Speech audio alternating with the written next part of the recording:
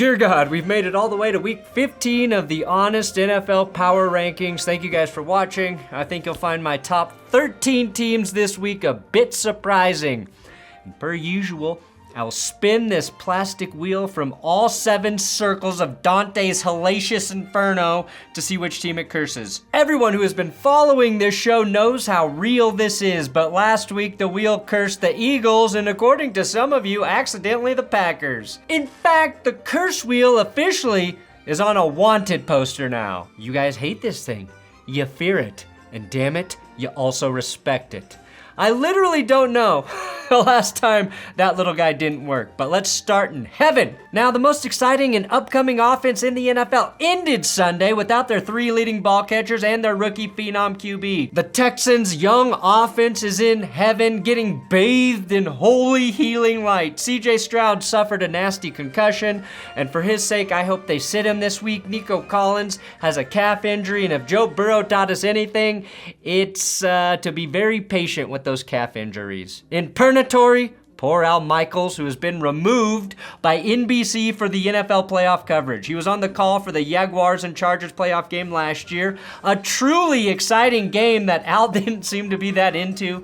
The lack of enthusiasm has plagued Michaels this year as well, so this isn't a big surprise. That said, Al's a fucking legend, and this is a tough pill to swallow for any real football fan. In hell, the LA Chargers, who are going to play the rest of the season without having Justin Herbert, giving Brandon Staley a built-in excuse to keep his job for one more season. The Chargers play the Raiders this week, so we officially get Aiden O'Connell versus Easton Stick, aka AOC versus Easton Stick. 13? F it, the Giants. The Giants were just in the running for the first overall pick, and now they're in the wild card hunt, okay?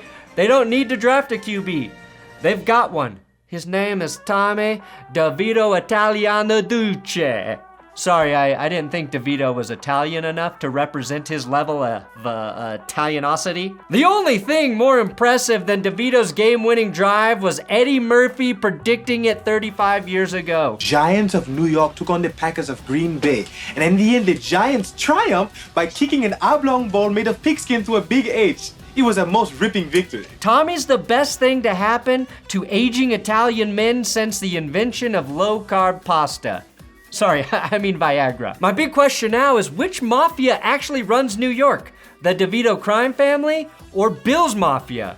It certainly can't be the third crime family, can it? The Zach Wilson-led Mamma Mia's MILFs? Yeah, I left that in. Number 12, the Buccaneers. I guess someone from the NFC South has to be here, and I actually think the Buccaneers have earned it. I think the key to the Buccaneers' success and winning the South is running back Rachaad White. He's had 200-yard performances in the last 3 weeks. Until the last 3 weeks, he only hit the century mark once in his entire career. But this trend needs to continue. I love Baker Mayfield, but without a run game, he's limited. With the steady dose of leg-churning power from behind him, he can steal a win in the postseason, Baker can. Baker Mayfield and Lamar Jackson actually have the exact same amount of passing yards right now at 2,934. Baker has 4 more passing TDs at 20 and 2 more picks at 8. The difference, obviously, Lamar leads the league in rushing yards for a quarterback, which is why I'm emphasizing White for Baker's and Tampa's success. Number 11, the Bills. Now, Buffalo has a small but real chance to get into the postseason. Bills Mafia better hope an angry media person leaks another weird Sean McDermott 9/11 speech. I honestly think that galvanized the team and took a lot of attention off of Von Miller's situation. If I'm Sean McDermott, I'm doubling down and dropping fresh motivational speeches using controversial groups as my motivator. The Sinaloa Cartel, Stalin's communists, and most terrifyingly, teenage girls. There's no group of people on earth more ruthless, conniving, and backstabbing than angry teenage girls. Josh Allen is still good enough to go into Arrowhead and get a win in December. You can't ask for more than that. If they lose this week to Dallas, they're done. They're toast. But if they beat them boys, which I actually think is going to happen because as soon as everyone starts to buy in on Dallas, they tank, which will save the Bills. Today's episode is sponsored by Mattress. Bear Mattress has a bunch of amazing sales going on this month, so be sure to head over to bearmattress.com/thatsgood for more details. Now, if you're wondering what kind of mattress is best for you, well, Bear will help you with the Bear Sleep Quiz, which is designed to match a mattress to your body type and sleep preference. Now, my wife Jess and I switched mattresses this summer for her back. We had a high-quality mattress that I liked, but she needed something firmer with more support, and to be honest, I really didn't want to switch at the time because it's a big purchase, it's a big change, but Bear makes it super easy as the mattress arrives right at your door and you get a 120-night sleep trial to see if you like your mattress. And we have surpassed our 120 days and we still have the mattress. So yeah, we like it. I'm sleeping great and Jess's back is feeling better when she wakes up in the morning. I'm also a hot sleeper, and not just because I wear lingerie to bed. Hot. Temperature.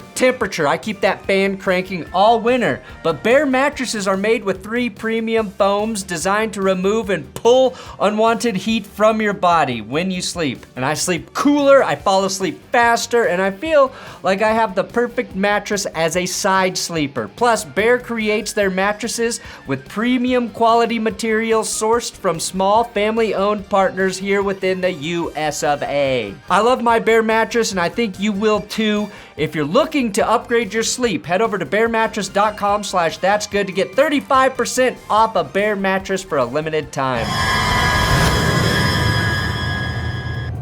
Number 10, the LA Rams. They still have a shot at a wild card spot, but even if the Rams miss the playoffs, they're finally set up for the future with, get this, draft picks, a young superstar receiver in Puka Nacua, and $60 million in cap space. Just ignore that their Hall of Fame defensive tackle and quarterback are kind of old, and their head coach threatens to retire every offseason. For a guy who's not all in, Sean McVay is still a hell of a coach. Number 9, the Browns.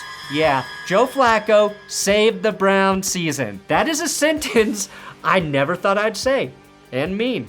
Flacco, in 2 games, has thrown 5 TDs, 2 picks, and for 565 yards. In 8 games in Denver, he threw just 6 TDs. So yeah, somehow he's playing better football at age 38 than when he was 34. He does hail from Voorhees, New Jersey, so maybe he's a little bit like Jason Voorhees, and he just can't be killed.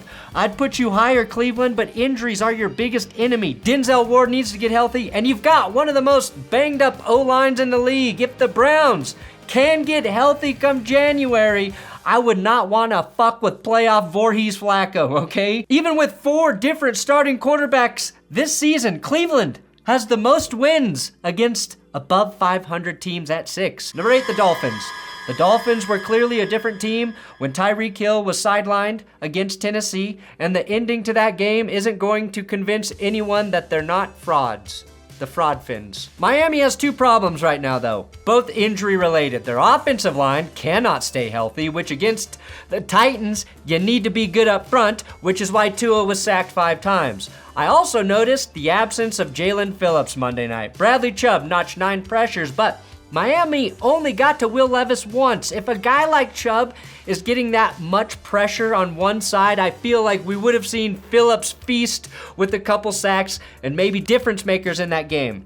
As I predicted 2 weeks ago, Miami did sign edge rusher Melvin Ingram. But shit, your center Connor Williams officially tore his ACL. I'm sure whoever replaces him will be injured on the jog out to step in for the first snap. That's just the way things are going for the Dolphins. Tennessee was the most winnable game on your schedule. Now Miami has the Jets, a defense no sane quarterback wants to face, the Cowboys, the Ravens, and then the game that will determine, in my opinion, the AFC East standings when they play the Bills, Week 18. And I actually, spoiler alert, know how this season of Hard Knocks ends. It ends with the Chiefs getting a first-round bye. Or as I call it, The Red Wedding Part 2, airing on HBO. Number 7, the Lions. The Lions will clinch their first playoff spot since 2016 with a win on Saturday against the Broncos, plus a Vikings and Seahawks loss. But they still need to build some momentum after losing 2 of their last 3, both division losses, if they want to make any kind of noise in the playoffs. One of the major disappointments this season has been Jameson Williams, who's caught just 13 passes over 9 games in his second year. The NFL actually should let him bet on himself just to see if it helps his production at this point. Goff desperately needed someone to stretch the field, and it just has not been the 2022 first rounder. Goff also has to get back to taking care of the football. 5 of his 10 picks this year have come against the Bears, and now he plays one of the most opportunistic defenses in the league in the Broncos. Number 6, the Chiefs.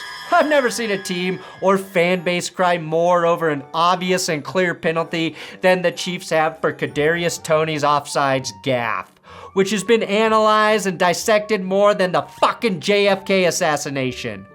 Okay, maybe the Eagles and me were worse after last year's Super Bowl, but still just another reason the Chiefs don't have anything to complain about. Also, it's a good thing for them that they have the easiest remaining schedule in human history, facing the Patriots, Raiders, Bengals, that one might not be easy, and the Chargers. 4 teams all playing backup QBs. Number 5, actually, the Bengals. Welcome back to Browntown, ladies and gentlemen. Yeah, Jake, you will beat the Chiefs in 3 weeks, and I will like it. I legit think the Bengals are this good right now. I do. Until Jake Browning shits the bed, I'm not wavering. He's completing 75% of his passes, has nearly 1,000 passing yards in just 3 starts. His pick 6 against Indy was the result of his pass being just a bit off target, but it wasn't a bad read or a bad decision.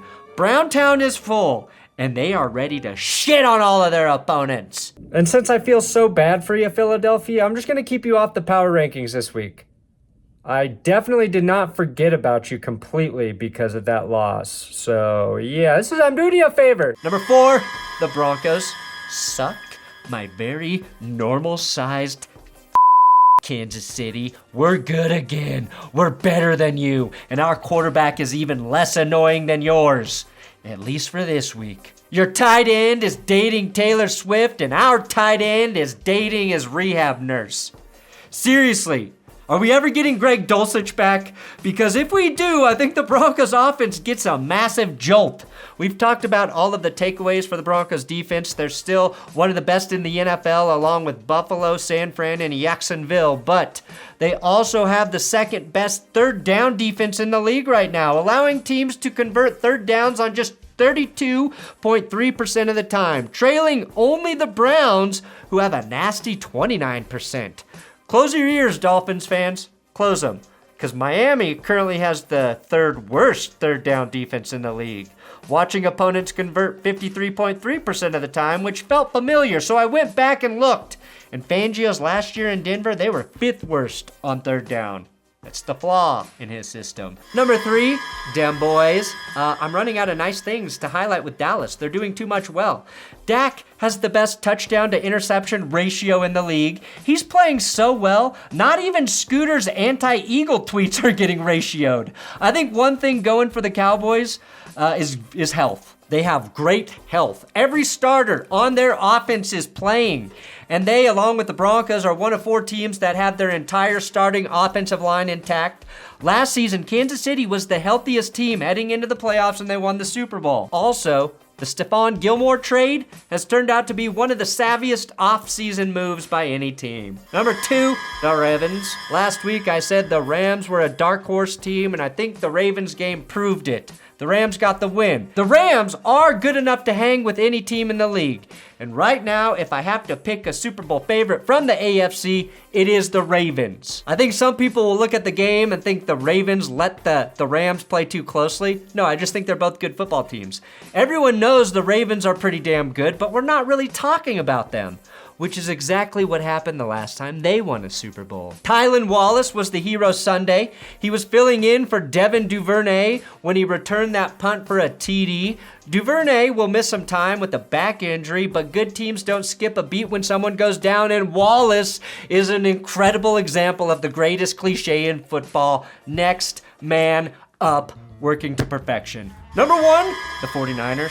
The first team to clinch a playoff spot, and they got there by beating 2 of the best teams in the NFC in Philly and Dallas. I find this ridiculous, okay? Brock Purdy was number 1 in passing yards. McCaffrey, number 1 in rushing yards. Deebo Samuel and Brandon Ayuk, 2 and 3 in receiving yards. How do you stop them? I think the craziest thing I read, though, this week was that Kyle Shanahan game planned to get DK Metcalf ejected. DK has lost his cool so many times this season, this seems obvious, but it's pretty genius. The 49ers effectively removed the biggest threat from the game. The only thing left standing in their way, the 49ers, is this curse wheel. I dare you to come and try and get this little bastard, Kyle. And let's see, who's getting the curse this week? A big spin for a big week of football. Does the streak continue as tape is holding this thing together? A lot of tape, more tape every week. Number 7? You really like the number 7. Who did I put at 7? Wear a diaper. You cursed the Lions on the week the Broncos play the Lions? Oh, thank you. Thank you, dear Satan. Gonna be a lot of beating Goff this week, according to me, the curse wheel. I love you, Satan's wheel. I'll never betray you, you little devil. Thanks for watching That's Good Sports. Please subscribe here on YouTube. We got a Tommy DeVito coming up later this week, so make sure you come back for more delicious content. I love you, you devil. Yeah, dirty, sexy little devil. I